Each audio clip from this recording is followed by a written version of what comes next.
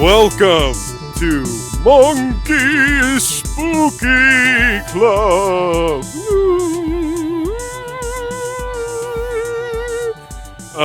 I'm doing things a little different today. As you can tell, the angle is a little different. But we're going to be restructuring Monkey Movie Club a little bit. I feel like the long-form, hour-long thing talk about 3 movies every week. It was a bit exhausting for me, and I'm not taking the time to watch what I really want to, what I really love, what draws me in, like new releases or movies in general that I want to talk about. I'm kind of like putting myself in a box each week and requiring a lot of work. And I got sick this past week. That's why the most recent Monkey Movie Club came out literally yesterday. But now I'm back on schedule, actually giving you this episode a little early because of the Halloween holiday. Well, guys, I kind of just want to get right into it. As you can tell, I am The Mummy by Boris Karloff. No, just kidding. I am the Invisible Man. Somebody called me the Mummy at a Halloween party. I'll get into it. But anyway, let me just push the camera out a little bit. Whoa! Hello. Looky here. I've appeared. We've got the Bride of Frankenweenie or whatever you are. Frankenweenie.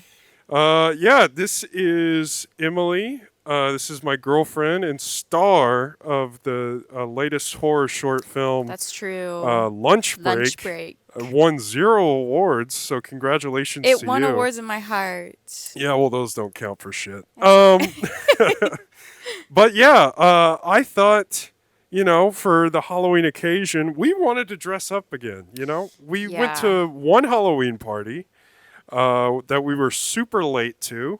I got mistaken for a mummy, and half the people were out of costume, so... I thought, we wanted to dress up again. We didn't really have another party to go to. I got sick, and now here we are.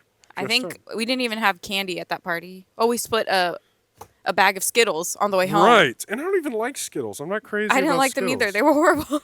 Yeah, not a Skittles fan. I didn't like personally. But yeah, I thought Emily is a Monkey Movie Club member. Yes. She's been a part of the club. A founding member. Founding member since the establishment of the club, before the videos were even being done. And Emily's also my life movie partner, aren't you? Yes. That's not what I signed up for when we first started dating, but no, I'm glad that it's turned into that. Our first date was a movie. It was Logan, 2017, the Wolverine flick by James Mangold. Good movie. I remember being so scared to go see it. I didn't want to watch it. Your first rated R, right? Yes. Yeah, her first rated R. When I was 19. 19 years old, yeah. Little homeschooled kiddo. But as horrifying as Logan is, and as horrifying as our party experiences are, we're going to talk a little bit about horror, celebrate the spooky season when it comes to movies. So I wanted to start off asking Emily, tell me, you're the first Monkey Movie Club guest on the show. It's a big honor, Thank you. I wanted to ask you a little bit about your origins of horror as a genre and like how you got into horror films. You host a horror podcast of your own. I do. Is that correct? It's called Slash and Slay. I do it with my best friend Alyssa, and in reference to my experience with horror, you've been there from the beginning. You were what spurred it on for sure. I think my first horror movie was It, 2018. It was a date. Vividly traumatic to me, I think. Yeah. It was horrible. Like, I don't think you've ever offered to leave a movie theater, but Yeah, I don't leave he was movies. like, "Do we need to go?" If Because, I hate a movie, I'm sitting through it just to, get my money's worth. But yeah. yeah, And that's back when we paid for it. We weren't AMC Stubs members. AMC Stubbs A-list, 3 movies a Yes. week, $20 a Now, month. I will say, so I watched that. And in the town we live in, there's not much to do besides go to the movies. True. So the next weekend, when it was date night again, we went and saw it again. I was more prepared. I think I enjoyed it a little bit more this time. But since then, it's just been a gradual like introduction, little by little to different subgenres. Now, actually, this is taking it back before that. I have seen The Shining, and I saw that on my own. I don't know what possessed me. I think I just wanted to know like the culture. And my friend Alyssa that I do the podcast with, she and her roommates always loved horror. So they were always trying to get me to watch it. So I was like, okay, let me try. So I watched The Shining by myself. And what's interesting enough is I'm a big reader. So after I watched The Shining for the first time, I went immediately to Barnes& and Noble and I bought the book The Shining by Stephen King. And then I met Bryce the next day, which I think that's Wow. really cool. It's kind of an omen, I guess. Oh gosh, yeah. I thought it was cool, but I guess it You is. buy The Shining, and then you meet the guy that tortures you by making you sit through It 2017. Georgie getting his arm ripped off. That's what the kids is what really gets me in Yeah, horror. Kids and horror really get me. gets you. Yeah. And then after that, there really hasn't been much that I've been not willing to watch with you. I kind of trust you, and we'll Well, just hang out with you. let me ask. I've got an answer of my own, but I want to hear yours. What, since then, since being exposed to the genre, what draws you in to want to? You read a lot, of course. You've got a book Instagram, book TikTok. You're not just a movie watcher. She reads. She's a nerd. I know. I always Nerd find that alert. offensive Nerd at the alert. beginning of every episode. So let me ask, what draws you to read or watch horror? What brings you back? This is actually a very good question, and I actually kind of discovered my answer today, oddly enough. Okay, let me hear it. So I do write book reviews for macabredaily.com, and I had to interview somebody. Her name's Rachel. I can't remember the last name, but she is a Hollywood medium. So she performs She's not a medium. She performs exorcisms. She's an exorcist. She does a lot of high profile clients, things like that. So I sent her a few questions after reading her book. And one of the questions I asked was regarding watching horror, and does that affect your frequency, and does that make you more susceptible for entities to attach to you? And she said, no, I don't think so, because horror is controlled trauma. And a lot of people use horror as escapism for their own trauma. So you can forget about your trauma and escape into somebody else's world where most times they're going to be okay at the end of it.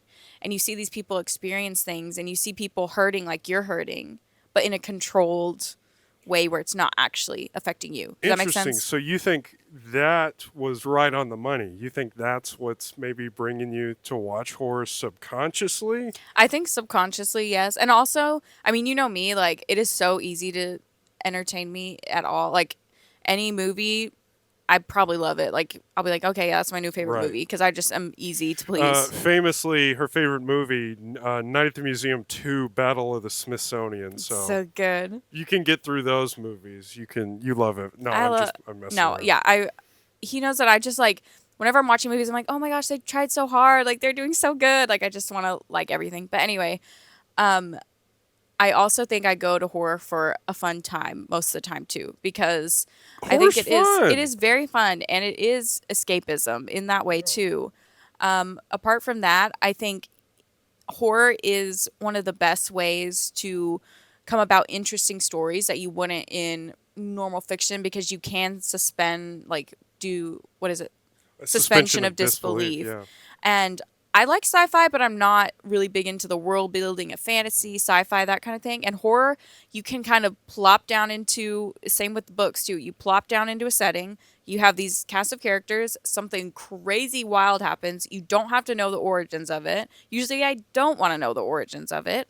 And then you see what happens. I get what you're saying because sci-fi, I understand. I'm not crazy about fantasy because when you jump into a fantasy work, it's like there's so much work you got to do, and you got to pay attention to every character's name and Yeah. the world and everything. Whereas horror can more or less be in our world, but with like one or two small things Hmm. that you got to suspend your disbelief for. So I get that Yeah. completely. Yeah. That's what I think really draws me to it. I think that's why it's easy for me to digest too, because it's small snippets. I love the what I always say about horror is I love the creativity that the genre inspires. Yeah. Like you can watch slasher movies like Nightmare on Elm Street and be like, "Oh, the story sucks or the whatever sucks," but you think they're like what they're worried about is sitting there writing the script. They are worried about all of the special effects they're planning out. The amount of work before digital effects, where you had a team of people building things for weeks, Hmm. doing tests, and people are falling back in love with these practical effects of the 80s when that was all you could do. Yeah. I think even with reading too, in the creative way that you can do horror.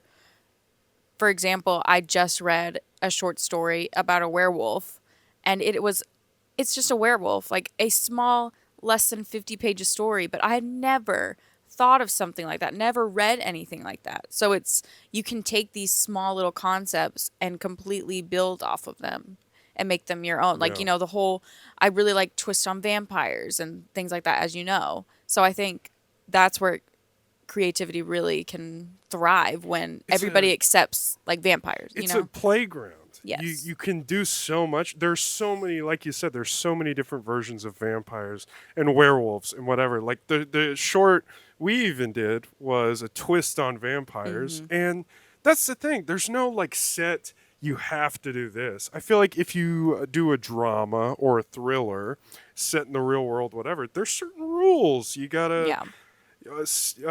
apply to your movie. But with horror, you can like, yeah, the vampire dies by slitting his throat in this world, and he's not affected by sunlight. And it's okay. Yeah, you can play with it as long as like you're engaging the viewer and like keeping them entertained and like doing something with what you have. I don't know. That's the creativity and love of horror that I have. Yeah, I agree. So, Emily, like we said earlier in the episode, you have been a Monkey Movie Club member since the beginning. Hmm. An idea brought upon by me and my friend Nick. Nick is co-founder of Monkey Movie Nick. Club. Not a lot of people know that.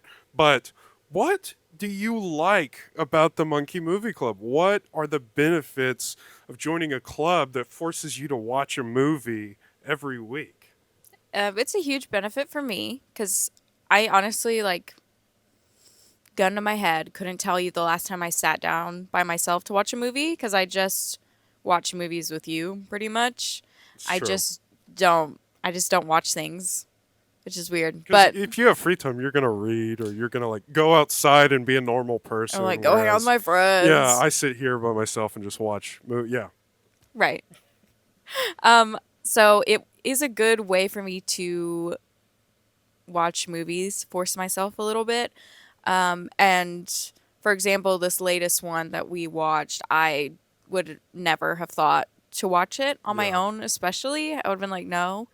I think it's also really a nice way to have a safe space to recommend movies that right. you really like or ones that you have never seen and want to try. Yeah, I want to check out Yeah, yourself. so I think it's also I really really like it because I have been begging you to watch Coraline and begging Here we you go. to watch Paranorman again for so long and It's true. finally he did it. I don't know. I've got this thing where when people recommend me movies or TV shows, when I do. Something in my brain is like, No. oh yeah, never watch that. Yeah, actually, you were gonna watch that, but now that they recommended it, put it to Never. the. It's like whenever.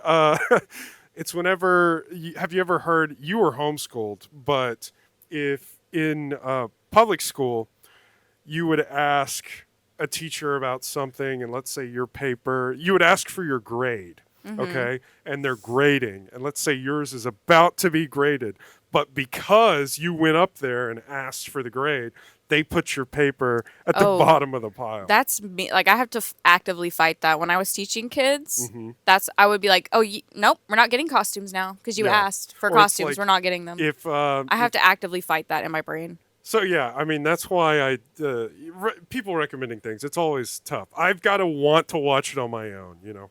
But this forces him. That's why I'm always Right. recommending things that I know I've been wanting him to watch, and it would mean a lot to me if you watch them. But now this like forces him a little And bit. that's what I like. I like that people can recommend movies that they love and they want others to watch. And if it wins the vote, these people gotta watch it in the club. And Yeah. You're supposed to. You're supposed to. You're watch supposed to it. watch it.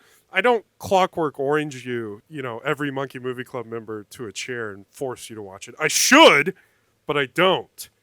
He does to me, but Yeah, that's why she watches every movie. yeah. But I'm a loving leader of the Monkey Movie Club. Everybody loves it. We Emily, do. We appreciate it. We Thank appreciate you. all the hard work you do. I And do you're a lot good of work. It's okay. thumbnails, and now this, Wow. which we love. Thank you so much, Emily. Well, before we talk about the monkey movie of this past week, which our theme was season of the sequel, because there are a lot of great horror's all about sequels, folks. And the sequel that won the recommendations was Freddy versus Jason. And before we get into that, technically it's kind of like a double sequel because it's two franchises Right. that had been established. Isn't that So that interesting? should have been disqualified, is what you're saying. And I Yeah. should have won. You should have won with. I was tied. What'd you even recommend? Dr. Oh, Sleep. Dr. Sleep. Mike Flanagan's Dr. Sleep. I wanted to watch it so bad. Yeah. Well, anyway, before we get into Freddy versus Jason, I wanted to talk a little bit with Little Miss Bride of Frankenstein about Halloween movie essentials. What do you watch this spooky season? Maybe I should say what you watch and then quiz you to see if you know what I watch. Oh God, do you watch anything on your own? Like No, Hocus because Pocus? no, I don't want maybe. to watch Hocus Pocus. No, let's talk about. Okay, Let's talk about what we like. I have to watch The Addams Family, which I haven't this year, so it's probably not going to happen. I have to watch Over the Garden Wall, which I've watched like some of it, two of yeah. them. Yeah. Paranorman has been a new one. What's it called with Eddie Murphy? Haunted Mansion. Haunted Mansion. Okay. Now Halloween is one of mine just because it's one of yours. So Yeah. by default, I have to watch it too. No, I'm just kidding. We I already do love did, it. though. Yeah, We we did already watch did, it. yeah. We did watch it. I'll probably watch it again on Halloween. Good for you. Tomorrow. Today. Today. Today. Episode, yeah. Yes. Go ahead. Other horror movies though, I like to watch The Shining around. Honestly, this is controversial, but The Shining is a November movie for me Here we go. because it's like winter, weather, seclusion, you're cozy. I think it's a November movie. No, yeah, I remember this. This is an episode of Slash and Slay. Go watch it. Go seek it out. Go watch it. Where they talk about this Emily's theory of November horror movies. There are And November horror movies. I completely agree. I think there are November horror movies. I think Gremlins is a November horror movie, but I think I watch it November and December. Yeah. Yeah, I think Gremlins is Gremlins could be like right. I think we actually talked about this that it should be December 1st because it's right after Thanksgiving and Yeah. then in between there. Yeah, like right before Christmas.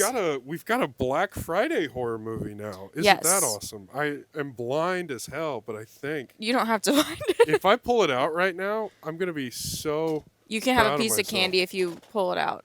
You Look did at it. this. You can have a piece of candy. Thank you. Black Friday starring Mr. Bruce Campbell of the Evil Dead franchise. We love him.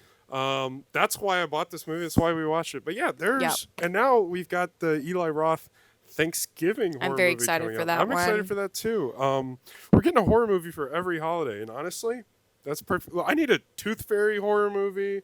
I With Dwayne need the Rock Johnson? with Dwayne the Rock Johnson. I need well, there's already Leprechaun, St. Patty's Day horror Mm-hmm. movie. You know, let's get it for all the holidays. Are there any Hanukkah horror movies? I'm sure there are. Just like bad one. I need a big one. I need Oh, a okay. Bruce Campbell Hanukkah horror movie. You Did know, this one go to theaters? hell no, dude. So it's not big. No, but I mean, they got Bruce. They paid for Bruce. Yeah, let me tell you a little bit about my Halloween movies. It's kind of a rotation, I would say. The only staples, I think, are Halloween, as we talked about. What has started to enter my staple category for me is Halloween 3. Halloween 3 Season of the Witch, you still have not watched, right? No. Oh my goodness. It's another Halloween horror movie. No Michael Myers, famously. It's the only Halloween movie, besides maybe Halloween Ends, with no Right. Michael Myers in it. He has a cameo or two, but it's not about him. It's a Okay. completely different story set on Halloween. There are these three famous kids wearing these famous Halloween masks, like a skeleton, a witch, or whatever. It's about some crazy scientist who makes Halloween masks, and he's gonna like brainwash the kids on Halloween night. And John Carpenter, there's like a chip inside, and the chip is made from a meteorite, and the meteorite has special powers to brainwash the kids, and the people that work in his factory are robots. I think you And just Tom Atkins is cheating on his wife. I think that's just a Doctor Who episode. Well, Like I think it's the exact Doctor Who well, episode I've then watched. Halloween 3 Season of the Witch is a Doctor Who episode, but the score is unlike any other. Mr. John Carpenter He always on the slays. keys. He slays. It's one of my favorite Halloween soundtracks to listen to around this time of year, but I'd say those two Halloween movies are staples for me. I mean, come on, John Carpenter's The Thing. Anything John Carpenter, man. It's a vibe. It's a vibe. I've been the past couple of years. I've been really invested in watching Candyman this time of year. Oh my It gosh, is really good. love Tony Todd, which I just beat the Spider-Man 2 PS5 video game where Tony Todd voices Venom.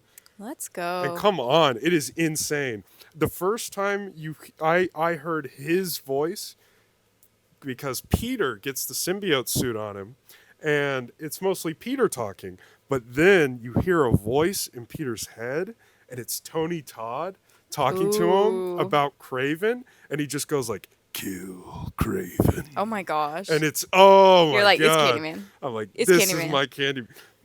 Be my victim. Hey, Oh my that was pretty God. good. That scene, yeah, I'm a regular old Tony Todd. Yeah. Yeah, also Candy, Halloween, Candyman, Halloween. What about uh, Evil Dead? Come on. Evil Dead's in every time of the year, you know? I will say Evil Dead and Evil Dead 2 for sure. Those are great Halloween movie picks. Army of Darkness? I don't know if it's a Halloween. I'll watch that any day, but it's not like if I want to throw on a Halloween movie, it's like set in the middle of the day, it's bright, it's whatever, you know.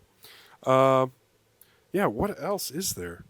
Alien. I love Alien. It's a great spooky time. I'll watch that any time of year We as love well. Alien. But we love Alien. We Our love cat. Alien. Our cat's Our named cat's named Ripley. for a reason. It's a little orange cat. I wanted to name her Xenomorph, but it was too long. Too much. She's not the cutest. If she was a man, a male cat, I would have called her Jonesy. I think that would have been awesome. Also because Fortnite. But right.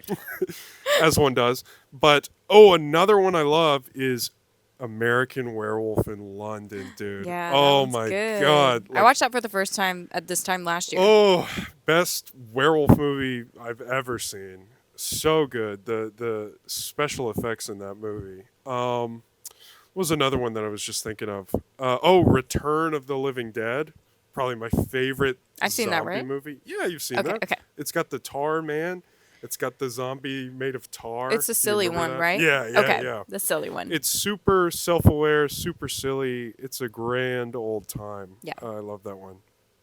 Yeah, that's about it for essential Halloween watches. I don't watch I think after watching those Leica movies, I think Paranorman is gonna be Yay! added to the regular October watches. Now I just need to give Nightmare Before Christmas one more Yeah, chance.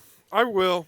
Maybe I'll watch it on Christmas because I feel like I'm running out of time It's a with these. November movie because it's Okay. right between, Okay. so we can Okay. do it in November.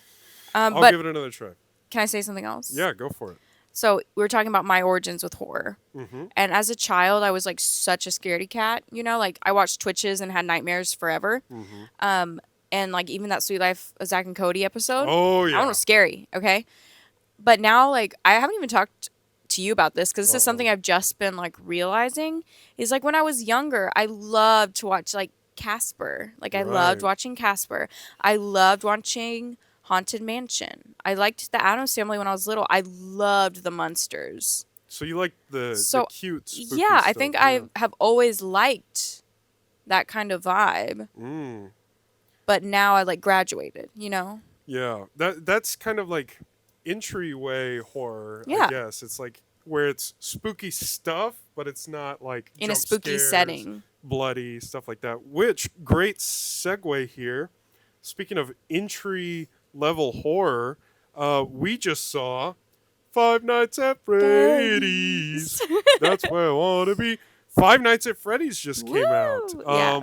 I've been hearing a lot of people say that it is entry level horror. I actually saw Mike Flanagan tweeted out and said that he watched Five Nights at Freddy's with his 13-year-old son because it was like an entry level to Aw. horror, and he loved being able to share that That is good. experience I with think them. they should make more like good PG-13 horrors. Yeah, it's hard because I know. horror is known for the gore and the scares and the because But they did it super well, in my opinion, for Yeah, being I think PG-13. so. My sister could get through it, and she's terrified of animatronics. Mm. She's 24, but it's okay. I thought it was a great entry level horror. Like my little nephew Caden, he watches everything. He's 6 years old. He watches everything scary, but he was excited at the idea of going and seeing Five Nights at Freddy's. And I think honestly the aesthetic of like animatronics, Chuck E. Cheese is part of the entryway thing because it's like this cute thing that we associate with our childhood now being a little spooky. You see what I'm getting Right. at? It's like if they made like a Barbie horror movie or like, which they should. After Greta Gerwig hit me up, Yeah. Barbie 2, Barbie Goes to Hell. Barbie 2, Barbie Undead. Barbie 2, Night of the Living Ken. That's the best one. Thank you. Good job. Greta hit me up. TM. Noah Trademark. Bombeck hit me up. Tell me a little bit about your. What did you think of Five Nights at Freddy's? What do you know about the franchise? I knew little to nothing before watching the movie. I have played it before in VR, which was very scary. So I didn't. I don't think I made it through 1 hour. Yeah. And I did play it with you once a long time ago, but I didn't. It was Not too in scary. VR, No, just on not a in VR, computer, just on the yeah. computer. It was too scary. So of course, being the diligent researcher you are, you led me to watch a few videos. Right. Yeah. I showed her the essential Matt Pat. Matt Pat in the movie. He's a great guy. Great game theory, food theory, film theory, all the theories. Yes. Yeah, I educated her a little bit on the lore. Yeah, which I think is very interesting. I think it really did help me understand the movie a bit because I did have to explain some things afterwards to. I mean, not that it needed explaining, but I think anybody who has no knowledge of it can go into it. You just Yeah. might not get all the references. I think that's Yeah. what really was just references missing. They did that. They did that on purpose for sure. I think they were trying yeah. to find a good balance of like, how do we get the normies in the audience and also get them to enjoy the movie while also loading it with Easter eggs, giving all the fan service that we can, making the fans happy. Which I gotta say, they made a ton of money opening weekend. Good for them. And it had to be like what 80% fans. I mean, no way that like regular audiences were, because it was also released on Peacock. Yes. And usually that's a death sentence for new movies when Yeah. they release it on streaming the same time they put it in theaters. But no, it did great. I think all Go ahead. of the jump scares were really good for the most part. Like there was a lot of jump scares because it's a PG-13 Yeah, movie. That's what you're gonna yeah. have to do. But they were like done very well and like effectively, in my opinion. I also think it was a little too much going on, just slightly. I think if we had a few plot lines going, if we would have gotten rid of one, maybe it would have been It better. needed a little more focus Yeah, in like what agreed. it was going to be about. But you've got Vanessa in there, which is a character from another FNAF game. You've got Mike. You've got his little sister, and now you've got Mike's little brother that's gone. And but then you've also got to deal with all the dead little kids that are inside the animatronics, and it's like we got to. And you've got William Afton that you got to deal with, and you're gonna tie all this together in 90 minutes. You Yeah. know. Yeah, I completely agree. It's got a lot going on. It's a very, it feels very ambitious. It feels like they are trying, you know, from what I heard, I watched Matt Pat's video where he talked about being on set and he met the creator, Scott Cawthon. And Scott was like, he had VIP access to the sets and was kind of like talking to the director the entire time to make sure that like his vision was also implemented into the film. And I think they struck a good balance of like doing the fan service, making the fans happy, while also just making a good movie. Because I think the movie looks great. Like we were watching the movie, and I thought a lot of the scenes looked really great. Oh It yeah. had pretty great direction from. It's the highest grossing opening weekend for a female directed horror film. That's So crazy. how about it? That's crazy. It was We helped also him. it was Blumhouse's biggest opening, Wow. biggest opening weekend. Crazy. So we talked a little bit about our favorite Halloween movies. We talked about FNAF new release. We talked about horror as a whole. Let's get into the main event, which is the monkey movie of the week, Freddy versus Jason. Woo. What's the other one? I don't know if Freddy has a I Ah. don't know if Freddy has a theme, does he? Freddy doesn't have like a I don't know. But anyway, yeah, so I don't think you've seen a single Friday the 13th movie. No. I saw the beginning of one, I think. Which one? They're swimming in the lake and they get out and they're naked and then he strings up That could be one of 9. Who really knows? he strings up a boy. I think it's the first one.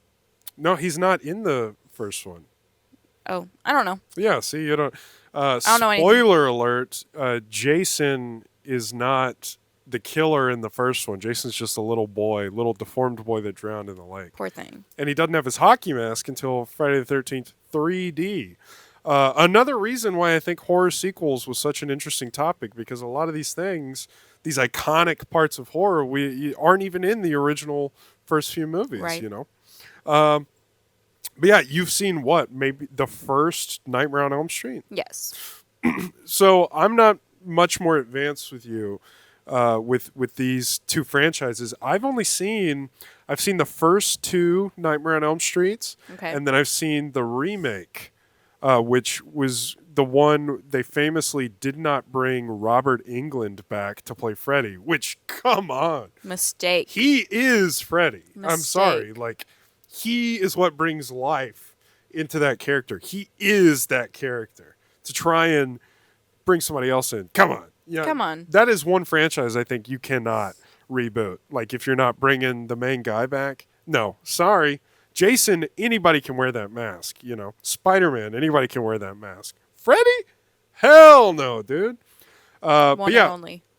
Friday the 13th, I've seen the first 3 of those as well. Don't even think I finished. You're like, wait, what did you say? Like, you're not that much more ahead of Well, me. You've because seen there's so like, many. dude, there's like 11 Nightmare on Elm Streets and Why? like 12 Friday the 13th. Oh my gosh. It's crazy. But Friday there's the only one Freddy versus Jason, right?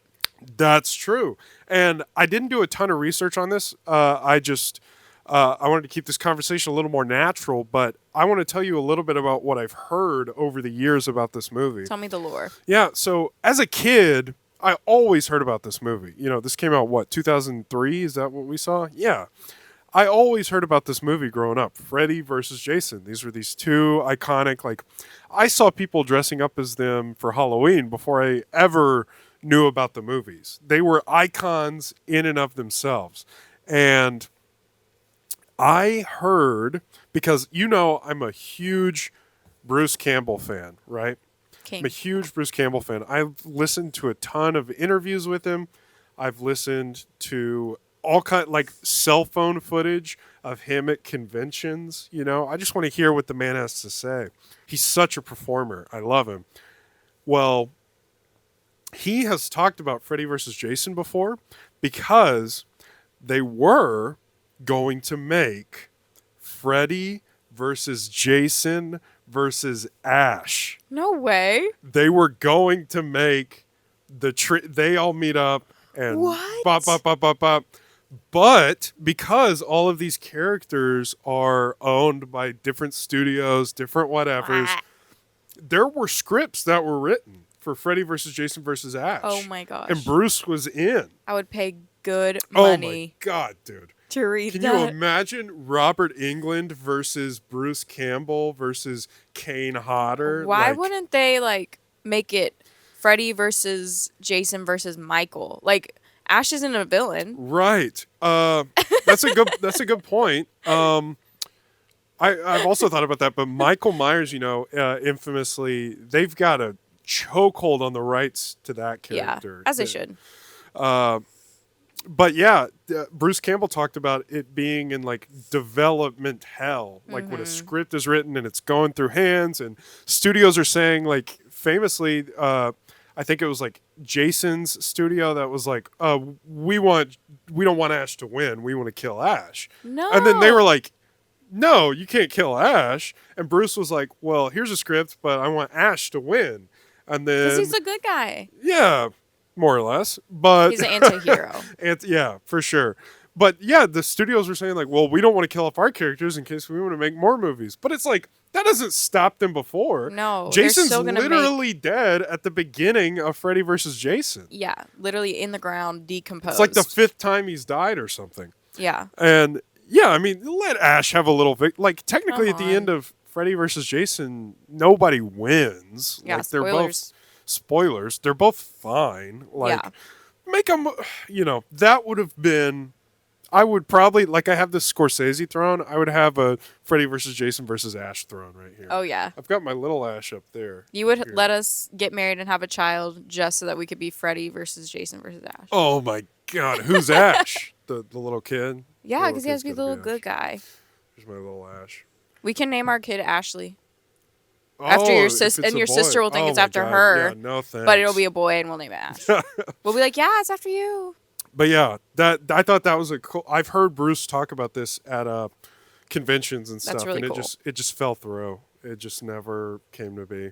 But let's talk a little bit about this movie. Having known very little about these characters, what was your first impression? Like, Freddy, you've seen the first one. That's kind of all you need to see. But what's your impressions of Jason? What do you think of the characters? What do you think?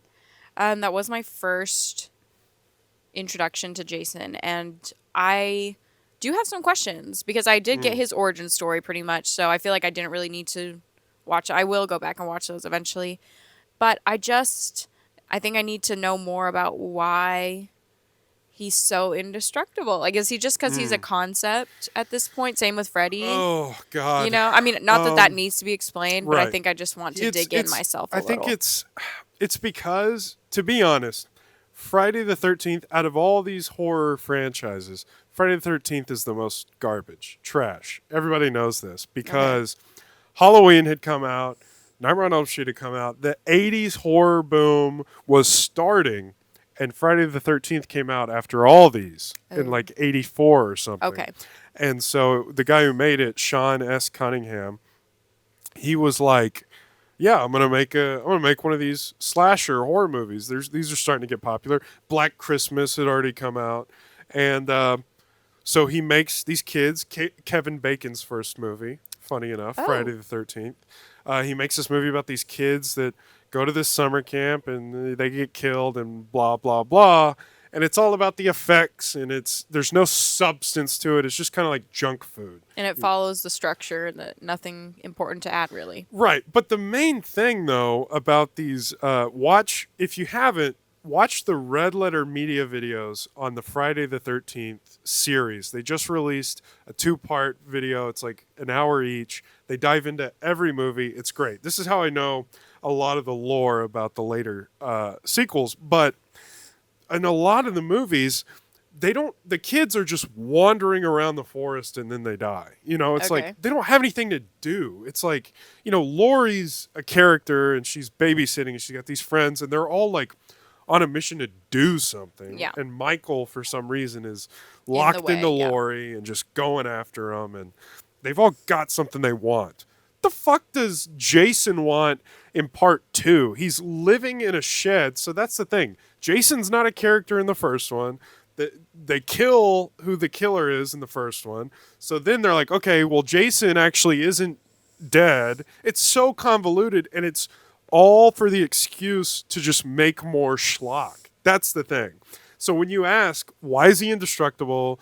Why is he able to come back from the dead? No, I'm just saying, like, these are valid questions. But it's because with horror sequels, you're going to make big decisions to, like, kill your main antagonist. But you're going to make more movies. Same with Halloween. They kill Michael Myers, in some of the other sequels. And yeah, they're going to keep making Right. movies. So there's no, like, Well, I guess in this one he does have a reason. Right. He's given a reason. Right. So it does work. And I didn't have questions about why he was doing it. He was just Right. kind of like given free reign. I mean, I kind of imagine him without having much context that he's just reverted to that childlike Right. brain. He's just this deformed kid who grew up and he's like this big monster man now. And you could say, so part of the lore with Jason is that he drowned as a kid at a camp because the counselors were too distracted. They were all having sex, doing whatever. And maybe he's killing these counselors in these Friday the 13th movies to get back at them. Right. This movie does have a very clear, like, Freddy's manipulating Jason's mind to bring him to Elm Street to kill these people, which, as dumb and simple as that is, like, it gets the movie going. Yeah. Yeah. I think Freddy in this one was less scary to me. He was scarier in the first one to me, but it was because this one was typical early 2000s Right. CGI. And I've always steered clear of like early 2000 horror movies just because I don't know. I honestly don't know why. I just think I always thought they were really gory because I saw those commercials as a kid Right. and was scared of them. But this one very much like had that same vibe of like they're going to a party and they're gonna go to a It's honestly because of Saw, which I don't even think had come out yet when Freddy vs. Jason came out. I think Saw came out in like 2004. But Saw revitalized the genre, and so studios started making horror movies like, oh, we want more gore, we want more yeah. whatever, bloody. That's why Wes Craven ended up making Scream 4, and Scream 4 kind of hints on that. Like, there's that one scene in the beginning where they walk into her room, and it's just head to toe covered in blood, and her guts are spilled out on the... You've never seen anything like that in the Scream No, movie. yeah, I remember that one. That one was probably one of my first like early 2000s. Yeah. But no, I get what you're saying completely. Well, I think it was a good enough representation of the characters. I mean, as long as Robert Englund's there playing Freddy, like, that's Freddy. He is fun. I think he's always fun. That's the thing. As they got into the Nightmare on Elm Street sequels, like, Freddy's just having fun with it. He's mocking them. And I mean, he's doing that in the first Nightmare for sure. But yeah, they're going all out with Freddy. He becomes a super eccentric character, and he is the heart of those movies. So with this movie, I think he's a great counterbalance to Jason, who is like not a character. He's like just some a being. Yeah, he's some big dude that you can light on fire and stab people. I thought a lot of the kills were really cool, I think really so too. really well executed. I do think the movie was held back a bit by some of the digital effects it did do, like the Freddy worm that goes into that guy. I was like, can you imagine if that was like a John Carpenter, The Thing, practical, Yeah. crawling, little slimy, Creepy. liquid Yeah. latex monster. Like, that would have been awesome. But that's the thing. With digital effects, you can do more, like create stuff like that, like these little monsters, quicker and easier, but it's going to date it way more than making something and then Yeah. filming that thing on screen, you Hmm. know? Yeah, I thought the practical effects they did do were really impressive, Yeah. especially the final The fight. final fight Oh was my really God. good. Yeah. Yeah. I also think that this movie in particular, it just seemed to, as it went on, like it was trying to escalate the deaths a little bit too. Mm. But I mean, like that first one, that one was a good death. Oh, the bed folding. Yes. Yeah. That And was then it was awesome. just kind of like, okay, we're going to start with a simple like neck cut. And then it's like more and Yeah. more and more. And then, which was cool. But like you said, the ending scene was Top mostly notch. practical, I think. I Yeah. can't really think of anything that wasn't in the end. They really had that fake arm sticking Yes, out of that was really Freddy, cool. and Yeah. yeah, when Freddy was wailing on Jason with the machete, and Jason's like crawling on the pier, And I it was was just like, squirt, yeah, I was squirt. like, oh my God, they went all out with the blood, and Yeah, it there was was so awesome. much fun. What do you think about the kind of subplot with the medication? A little bit. Okay, Is so that a yeah, subplot? so let's talk about this. I did have a thought that typically in media, specifically like sci-fi novels and stuff, the old white-haired people in lab coats that are forcing you to take medication are usually the bad guys. Yeah. But in this movie, like the medication was helping them. It was helping the town. Like quarantining these people who were affected by Freddy and then giving them these pills that didn't let them have dreams. Like That's probably helpful. that's probably saving your life right now. Did you want those dreams? Yeah, like yeah. you wanted Die to Freddy? No. What did you think? What Well, thoughts yeah, did I you thought have? that was interesting. I think I wanted to get some more, like, I don't know, not that I needed more context for it, but I think it would have been interesting to see, like, why did the dad get involved? I don't know if that's Yeah. explained in another thing. Like, I don't Yeah. know. But I did think it was strange that they had that whole, like, breakout scene where they're like, we hate it here, they're drugging us, blah, blah, blah. And then they're like, okay, we have to break back in and get more of the medication. Yeah, and then they're like, "Oh, they gave these people too much medication. Now they're in Yeah, comas." so you're like, is it bad or is, Is it it good? bad? Is it good? Yeah. What are you trying to say? Yeah, it's And a they're bit. like, It's a bit it's not convoluted. FDA approved. Yeah, And you're like, okay, like most and things. then they're like, they tranquilize the main girl at the end, and it's like, They gave her so much tranquilizer. I'm like, bro, pretty sure you're not an anesthesiologist. And they Like, were giving Jason like every 30 seconds, like, yeah, just trank. They're like, we're out. I'm like, Yeah. yeah, because like you gave him enough to like put down a bowl. Like, Yeah. but he still woke up, of course.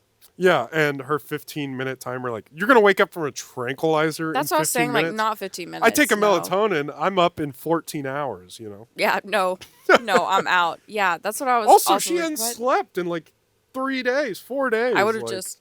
Yeah, just lay down with Jason. You'll fall asleep eventually. Yeah.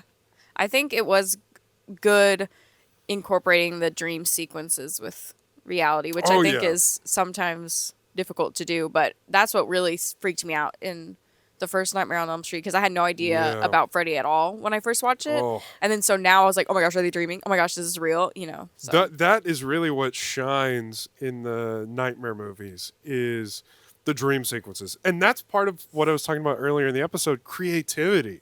Like what Wes Craven and the team can do with these dream sequences. Like whatever you can think of, Yes. try to pull it off and like just do all this really fun stuff. And yeah, this movie was no exception. I will say it felt like a Freddy movie. It felt like a Yes. Freddy movie featuring Jason, Well, it was, you know. that's what I was thinking too because I was like, it's set for the majority in, was it Spring? Yeah, whatever whatever town has town. Elm Street.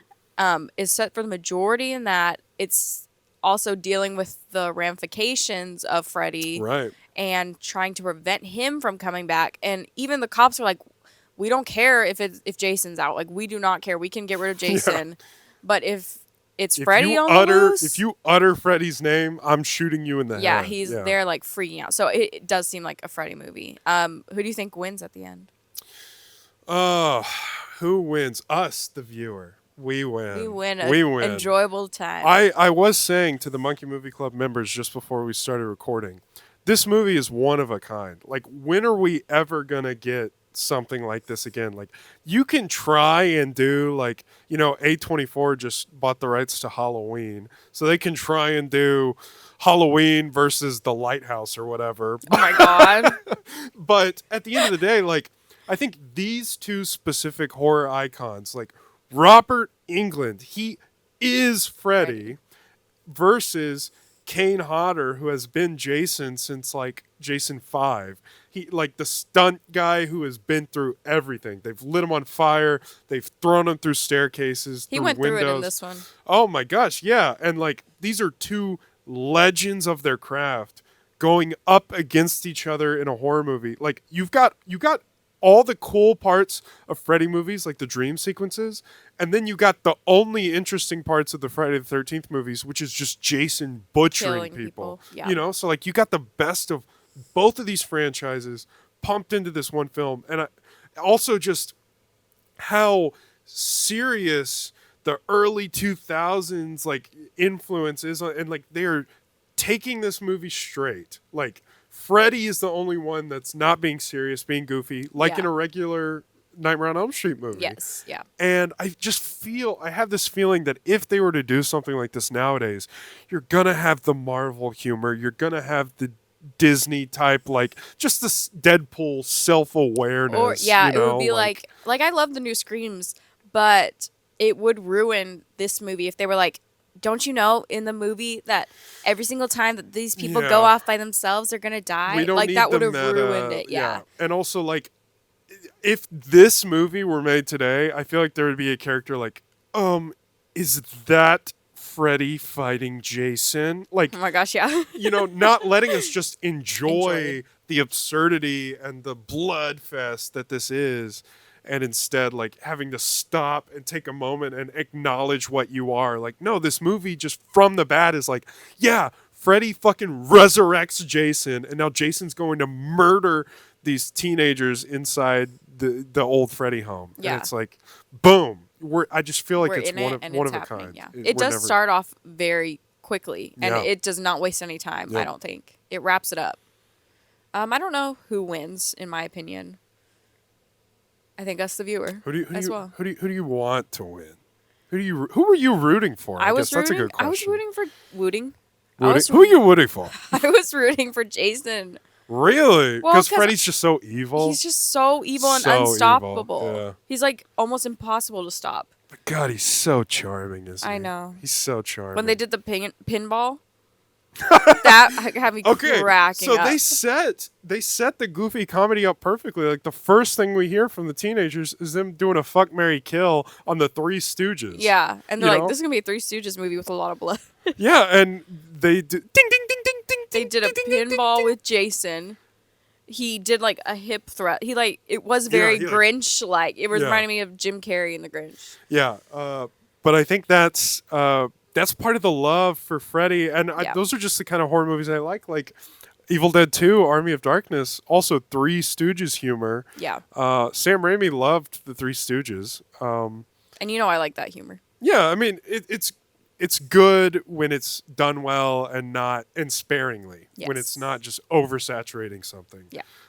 Especially when everything else is taken so seriously. Like, you show something like fucking Jason on fire in a cornfield with a flaming machete, stabbing it through a kid and throwing it at a kid, but then you can have Freddy like using the Force and throwing like metal tiles at Yeah. like, you can have fun with it. And Freddy's jokes and how he's so misogynistic, just calls every woman a bitch in a I'm like, horror. oh and my gosh. no, Freddy definitely is the heel of this movie. That's a Yeah. wrestling term, if you didn't know. Freddy is the one that you don't want to root for, but God, I just love. And I think the movie's also trying to like make you feel sympathy for Jason. That one scene when it like shows him as a kid in his Oh, that dreams, hurt. and Freddy goes to, like stab him in the forehead. I was like, oh my That was goodness. awful. And yeah, it made me want Jason to kick his ass a little bit. And I did love in that sequence, it was like harsh red color grading, And then it turned whenever, to green. and for Freddy fighting, and then it switched to the green color palette for Jason to kick Yes, some I ass. like I that thought too. that was fun. It was really cool. But yeah, overall, do you like the movie? Did you have fun with Yes, it? I did have fun. Does it make you interested to watch more of either franchise? Which one are you more interested in now? Freddy freaks me out, but I think I would be more interested to find out I've more. seen some kills from some of the sequels, and it's so fun. Okay, Like just yeah. ridiculous fun. But I think I do need to at least watch Friday 13th. There's one, if I can find a clip, I'll put it on this screen. There's a kill from one of the sequels where Freddy goes through someone's stomach, like tears through their chest in a scene, like in a dream sequence.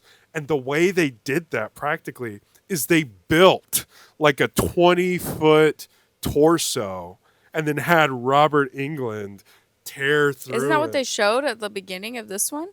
They showed like a little sequence of, and That I might have saw been him this, yeah, tear because that was through. flashbacks Yeah, from. that was really cool. That was flashbacks from other movies, Yeah. and yeah, they just built this I could huge tell it's practical. torso. Yeah, that's incredible. And then they just had Robert England get up on it and tear through it. It's That's so so cool. cool.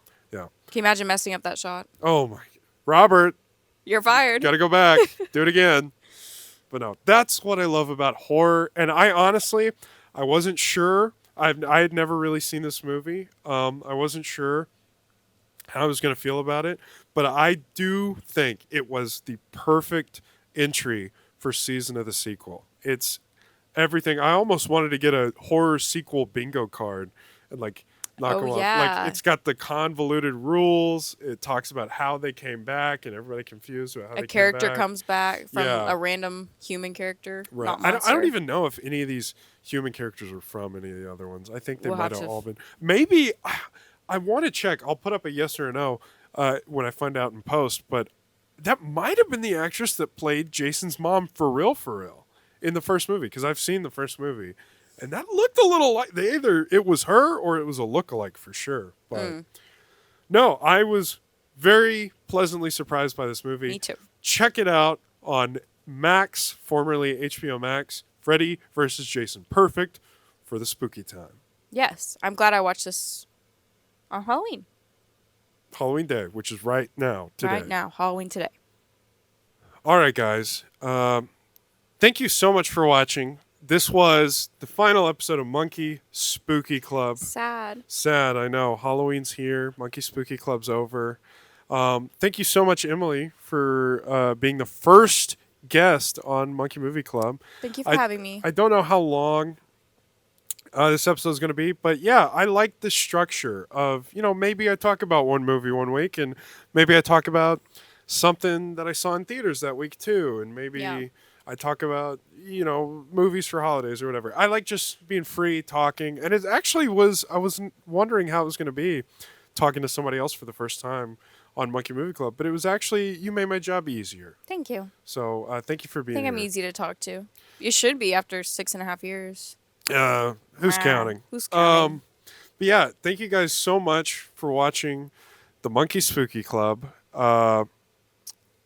Emily, plug your stuff. Tell me about your stuff. So I have a podcast, Slash and Slay. I never really talked about what we do. We kind of try to make horror more approachable for people that don't really like to watch horror or get scared very easily, but they still want to know about like the cultural references and things like that. So we kind of explain movies, and we also, I don't know, it's a very like laid back, fun time, just two girls hanging out, talking about horror movies, books, things like that.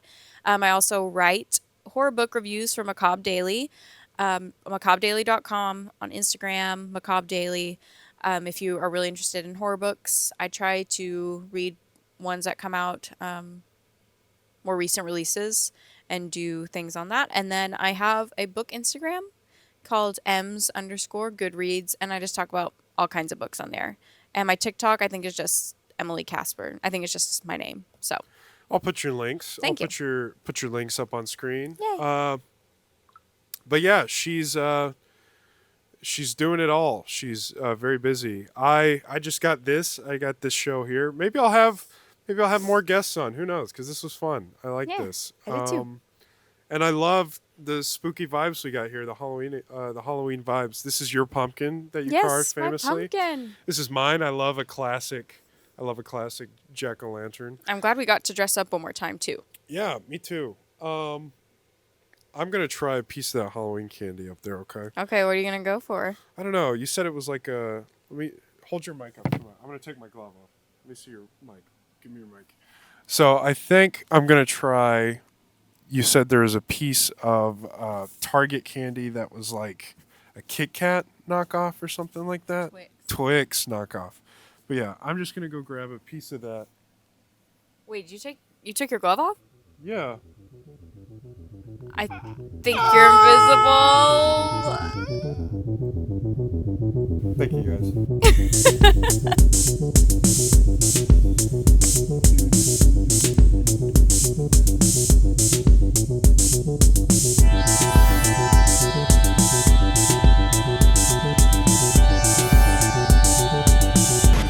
Why won't you die?